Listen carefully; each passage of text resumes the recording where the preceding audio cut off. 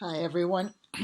I'm the director for Common Knowledge Trust, and we're doing a series on the coronavirus because that's so important. We're a New Zealand NGO called Common Knowledge, so we're very focused on self-health that goes along with any and all healthcare systems that you work with. That's really important. We also deal with pregnancy and birth and children and babies, families. So we know how important it is for us to understand what we can do for ourselves, for our family, and for our friends. So at the bottom of the description, there's a link to the Google Documents, and there's also a link to our YouTube playlist about the coronavirus. And we want you, if you're listening to this, to please pass it on. These are skills that you can use right away. Now, what are the governments saying to us? Well, they have to manage lots and lots, millions and millions of people. So in order to do that, they have to make very big decisions that impact all of us. But on an individual basis, we have to know what to do for ourselves. And we have to know how to do that so that we don't just feel crazy about things. So in the Google Documents, we talked about what you can self-help do if you feel that you're getting sick. And that's important. And I'm going to go over that for a little bit with you today. And in each video, we'll probably start with that because some people won't find the Google Documents. They'll find each of these videos. So what's the government and health system saying to you? They want to flatten the curve, right? So they don't want you to get sick. So what is it that all of us do? We're prone to doing it, which is, oh, I'm feeling a little bit under the weather now, but I'll just see how it goes. And so you let it go for a day or two or three or four. Oh, I feel a little better. No, now I'm really, really sick. So with this virus, you don't want to do that. So the question is, what is it that you do? And the governments and health systems are saying, wash your hands. Well, the virus isn't just on your hands. And it says, well, don't touch your face like that. Or if my eye's itching like that, don't do that. It's very hard to stop that because that's a lifestyle change and we can't do that. So what are the simplest skills? Well, the virus enters us through the eyes, through the nose, through the mouth, or through the ears. It doesn't enter through the skin. And the fact is that the governments and the health systems don't think that this virus is airborne. They do think it's droplets, and it can be anywhere. They're not certain how long it lives on surfaces, which means it can live on our clothes, on our furniture, in our car, any place. We don't know. We can't tell. So what can we do for ourselves and for our children to try to stop the virus from multiplying? Because that's how you get sick. A bacteria or a virus, for women down there, it's a yeast. They're fast multipliers. So we have to reduce the viral load. And you're going to hear that a lot, reducing the viral load. So what they're saying is stay away from each other and wash your hands. Stay indoors. Well, some of that's extreme, but they have to be extreme for multiple millions of people. So what we do is if our eyes itch, just wash your eyes with some warm water. If you see your kids are itching their eyes, just wash your eyes out with warm water because that washes away the viral load. If your nose is blocked, just take slightly salt water and do that. Slightly salt water, do that. And then do it again on the other side and on the other side. And the kids will do it. If you have little babies, they can't do it. And really, babies aren't really tending to get sick. They pass it on to you. So if you snorted up a little salt water, sometimes you'll feel the back of your nose like that. If you can catch that and spit it out, that's good. If you swallow it, we're going to tell you what to do. But the virus is in the back of your nose and in the back of your throat. So now you know about your eyes, just washing out with warm water, your nose, slightly salt water, not strong salt water. It should be okay, right? To that, 2 drops on each nose, try to clear your nose. If your throat is itchy or if it looks red or sore to swallow, what have we been told all our lives? Gargle with salt water. Yes, and why do they tell you that? Because they know that if you gargle with salt water, it cuts down the bacterial or viral load. And all of us should be doing this whenever we get sick, but we don't. We just let it go. I'm feeling a little sick. I'll let it go for a few days. Don't let it go for a few days. So gargle with slightly salt water, spit it out 3 times. Little kids will do that. A 3 or 4-year-old can do it. They may drink a little bit of it. That's okay. So you do it 3 times, spit it out. And then notice how the back of your nose and your throat feels. If it begins to feel sore again, then just repeat it. Because if the virus is coming in and trying to multiply quickly, for the first day or two when you would normally let it go, it's going to be quite active. But if you're changing its environment with slightly salt water and doing this repetitively, then the virus won't multiply. So we mentioned what happens if you swallow stuff. Just take very slightly salt water to taste and just drink 2 or 3 sips of it or swallows of it because that changes the environment in your stomach. Now, also, the other thing that's really important is if you're out and about and your kids are out and about, before you go to bed, take a shower. That's really cleaning off. If you feel that you need to wash your clothes, before you jump into the shower, put those in the washing machine. We don't even know if the virus gets killed by cold water or by soap. We don't know that. So if you want to be precautionary and self-help, then take your clothes off. If you want to put them in the washing machine, do that if you're not worried about them. We don't know if the virus is on it, but wash your body and wash your scalp. You don't have to shampoo. Just wash off. And then take some diluted salt water or diluted vinegar or diluted baking soda. Anything that changes the environment is what the virus is less inclined to do. So this is the important self-help things that we're going to start all of the videos with, because really what you want to do is to try to reduce the viral load. And tell your friends and family members about this, because this is self-help. We can't, with this virus, just say, oh, I'm not feeling very well, I'll let it go for a few days.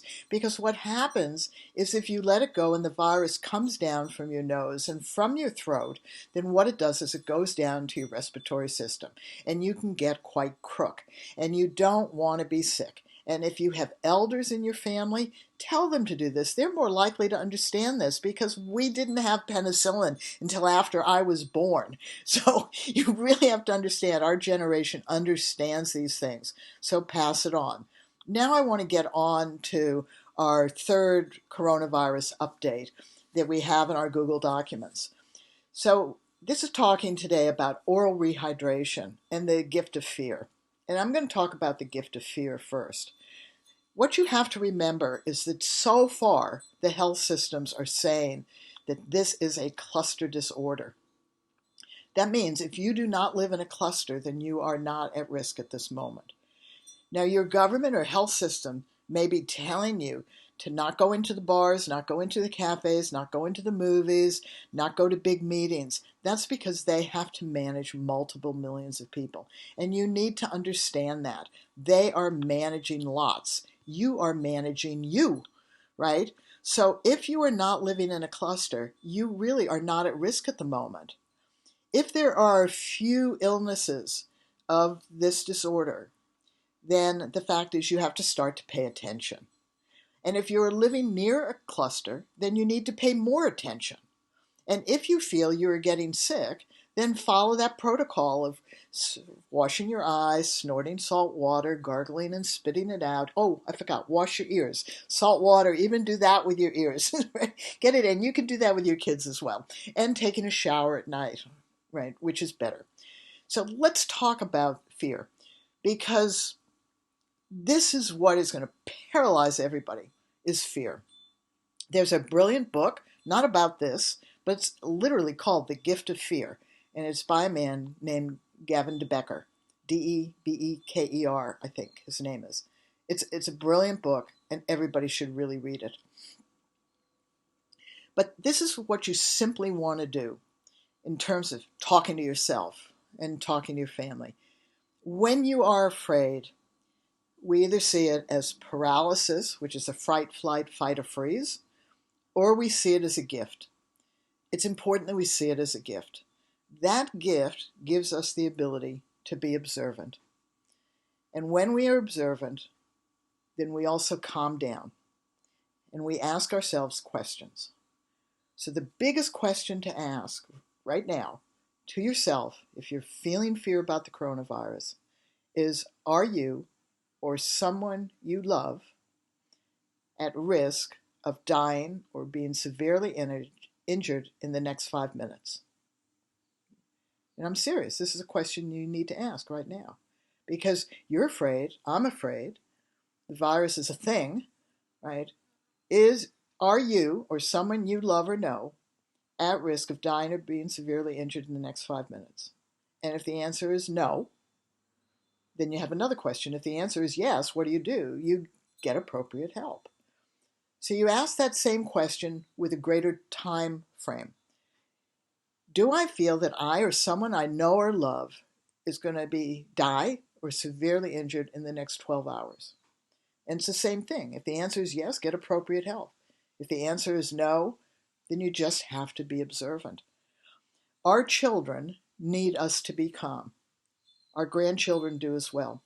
People in modern cultures believe nothing bad can ever happen to them. And that's not accurate. So we need to learn to use fear as a gift of observation. If not, then we get panicky. And if we get panicky, then we do things that are crazy and reckless. We react rather than respond. So you need to be observant by using the gift of fear. As you observe over a period of time, if nothing bad or serious is going to happen in 5 minutes or 12 hours, you stay observant.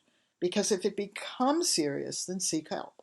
Or if it resolves itself, then you can just let go of this.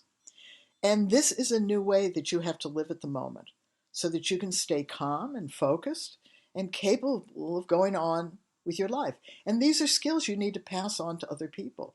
These aren't just skills that I use. I've passed them on to people for 50 years, and in our charitable trust or our NGO for the past 25 years. The gift of fear and knowing how to be observant is really important. And you teach the children.